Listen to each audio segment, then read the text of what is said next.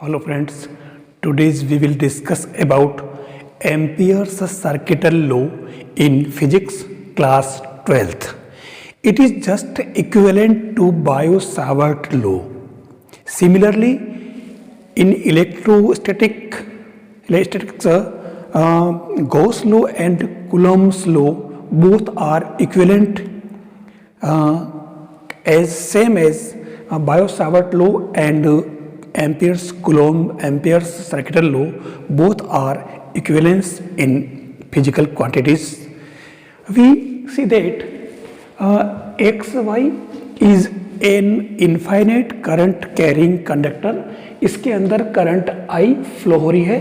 Current I इसके अंदर steady current है, चेंज नहीं होगा, वेरिएशन नहीं होगा.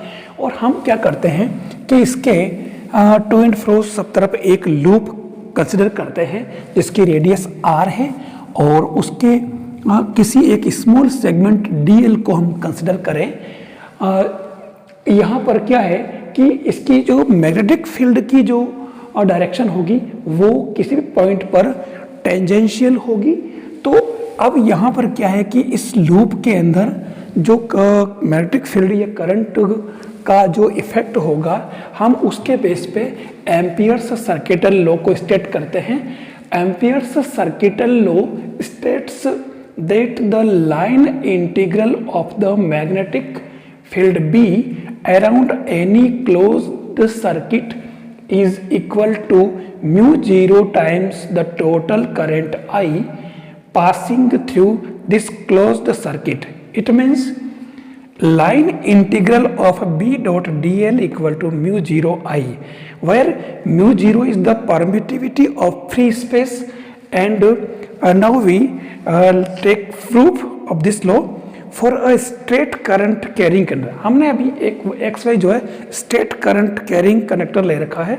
यहाँ पर by Biot-Savart law the magnetic field B due to the current carrying conductor B equal to mu0 I upon 2 pi r.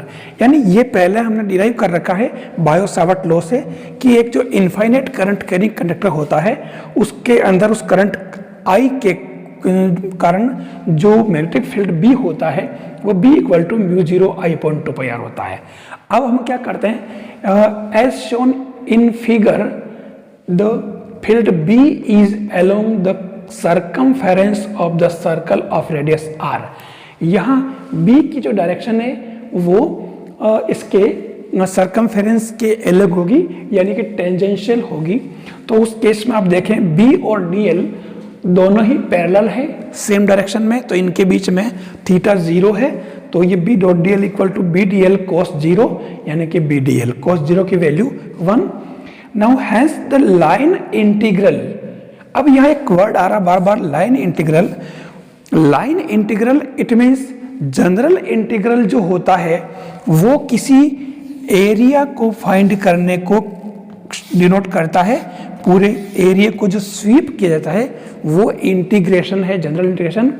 और यहाँ लाइन इंटीग्रल इट मीन्स अगर कोई एक लाइन है तो उस लाइन का स्मॉल सेगमेंट से आप पूरे सेगमेंट तक पूरी लेंथ आप कवर करें, ये लाइन इंटीग्रल है. अगर क्लोज पाथ है कोई कर्व तो वो ये पूरा पाथ जो आएगा स्मॉल पार्ट डी एल से पूरा पार्ट लेना, ये लाइन इंटीग्रल है और कुछ नहीं, जनरल बिल्कुल. तो सर्कुलर पाथ का जो line integral B dot D L equal to line integral of B D L equal to B अपने बाहर हो जाएगा. और dl का जो है हम लाइन इंटीग्रल लेते हैं तो dl हमने स्मॉल सेगमेंट लिया और पूरा जो हम लेंगे कलेक्टिव तो वो हो जाएगा उसकी सरकमफेरेंस 2 pi r. तो 2 pi r और B की वैल्यू जो है हमारे पास में ये पहले डिराइव कर चुके हैं कि B की वैल्यू हम यहाँ पुट करें तो 2 pi r से 2 pi r कैंसिल हो जाएगा, mu0 I. यानी कि B डॉट डी एल का जो लाइन इंटीग्रल है वो mu0 I के इक्वल होगा. ये हमारे जो एम्पियर्स सर्किटल लॉ है. इसका जो यूज है, यूटिलिटी है, एप्लीकेशन है वो टोरॉइड और सोलेनॉइड के मैग्नेटिक फील्ड फाइंड करने के लिए इसको यूज करते हैं. अच्छा, एक इसके अंदर यहाँ जो ये यहाँ हमने एक इनफाइनाइट करंट कैरिंग कंडक्टर जो यूज़ किया है, इस इनफाइनाइट करंट कैरिंग कंडक्टर की जगह ये हम किसी क्लोज पाथ या क्लोज सर्किट के लिए भी ये वैलिड है पूरी तरह। ऐसे काफ़ी एक्सपेरिमेंट से इसमें ये ट्रू प्रूफ हो चुका है। तो ये हमारे आगे स्पेशली टोरॉइड और सोलेनॉइड के लिए हम यूज़ करेंगे इसको।